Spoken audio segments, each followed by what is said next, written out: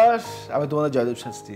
যুব সমাজের মনে নতুন প্রাণের সঞ্চার করবে ধর্ম সত্য সম্পর্কে স্বামী বিবেকানন্দের বাণী। চরিত্র গঠন, ধর্ম হোক বা সত্য, যখনই যুব সমাজ হোঁচট খেয়েছে তখনই তাদের সাহায্যে এগিয়ে এসেছেন স্বামী বিবেকানন্দ।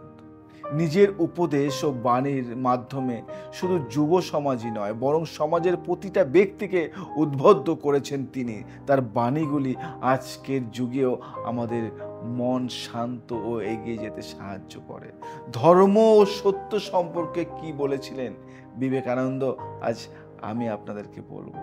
সমাজকে শিক্ষা, দর্শন, ধর্ম, চরিত্র গঠন ও নানা বিষয় উপদেশ দিয়ে গিয়েছিলেন স্বামী বিবেকানন্দ। ব্যক্তির চরিত্রের গঠনের উপর জোর দিয়েছিলেন। তার চিন্তা ভাবনা ও বাণী আজও আমাদের সমৃদ্ধ করে। রামকৃষ্ণ পরমহংসের প্রধান ও প্রিয় শিষ্য স্বামী বিবেকানন্দ বিভিন্ন ধর্মের মধ্যে সুসম্পর্ক স্থাপনে উদ্যোগী ছিলেন। হিন্দু ধর্মকে বিশ্বের অন্যতম প্রধান ধর্ম হিসেবে প্রচার করেছিলেন তিনি।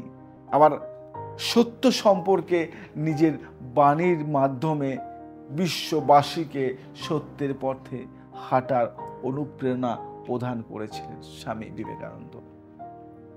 নিজের ধর্ম ও সত্য সম্পর্কিত ধারণাও প্রকাশ্যে এনেছেন। কি বলে স্বামী বিবেকানন্দ জানেন? আমি বলি, সবচেয়ে বড় ধর্ম হলো নিজের স্বভাবের প্রতি সত্য থাকা। সবচেয়ে বড় ধর্ম হলো নিজের স্বভাবের প্রতি সত্য থাকা। নিজের প্রতি বিশ্বাস করুন। ধর্ম এমন একটি ভাব যাহা পশুকে মনুষ্যত্বে ও মানুষকে দেবত্বে উন্নীত করে। পবিত্র ও নিঃস্বার্থ হতে চেষ্টা করো, তার মধ্যেই রয়েছে সমস্ত ধর্ম। প্রার্থনা করা অপেক্ষা প্রাণ খুলিয়া হাসা অনেক ভালো। গান করো, দুঃখের হাত হইতে নিষ্কৃতি লাভ করো। ভগবান যদিও সর্বত্র আছে বটে, কিন্তু তাকে আমরা জানতে পারি কেবল মানব চরিত্রের মধ্য দিয়ে। জগতে যদি কিছু পাপ থাকে তবে দুর্বলতাই সেই পাপ। সকল প্রকার দুর্বলতা ত্যাগ করো। দুর্বলতা মৃত্যু, দুর্বলতার পাপ। প্রথমে অন্যের ব্যবস্থা করতে হবে, তারপর ধর্ম।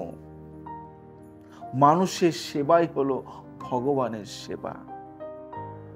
শক্তি ও সাহসিকতাই ধর্ম, দুর্বলতা ও কাপুরুষতাই পাপ। অপরকে ভালোবাসাই ধর্ম, অপরকে ঘৃণা করাই পাপ।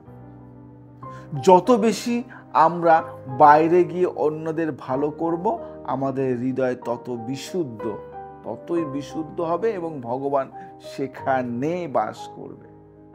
ঈশ্বর ব্যতীত জীবনের উচ্চতর লক্ষ্য আর কি হতে পারে? ঈশ্বর ব্যতীত জীবনে উচ্চতর লক্ষ্য আর কি হতে পারে? ঈশ্বর স্বয়ংই মানুষের সর্বোচ্চ লক্ষ্য। তাহাকেই দর্শন করো, তাহাকেই সম্ভোগ করো। ঈশ্বর অপেক্ষা উচ্চতর বস্তু আমরা ধারণাই করিতে পারি না, কারণ ঈশ্বর পূর্ণ স্বরূপ। সত্যের জন্য সবকিছুকে ত্যাগ করা চলে, কিন্তু কোনো কিছুর জন্য সত্যকে ত্যাগ করা চলে না। সত্যকে হাজার আলাদা আলাদা উপায় বলা যেতে পারে, তারপরেও সবকিছু সত্যই থাকে। শক্তি জীবন, দুর্বলতাই মৃত্যু, বিস্তারী জীবন, সংকোচনী মৃত্যু, প্রেমী জীবন, ঘৃণাই মৃত্যু। তুমি যখন নিজেকে দেহমাত্র বলিয়া ভাবো, তখন তুমি বিশ্ব জগৎ হইতে বিচ্ছিন্ন। নিজেকে যখন জীব বলিয়া ভাবো, তখন তুমি সেই শাশ্বত মহান জাতির একটি কণিকা মাত্র। আর যখন নিজেকে আত্মা বলিয়া ভাবো, তখন তুমি সব কিছু। আমরা যেন প্রদীপ স্বরূপ, আর ওই প্রদীপের জ্বালাটাকেই আমরা জীবন বলি। যখনই জ্বালান ফুরিয়ে যাবে, তখনই আলোটাও নিভে যাবে। আমরা কেবল প্রদীপটাকে সাফ রাখতে পারি। জীবনটা কতগুলি জিনিসের মিশ্রণে উৎপন্ন, সুতরাং জীবন অবশ্যই তার উপাদান কারণগুলিতে লীন।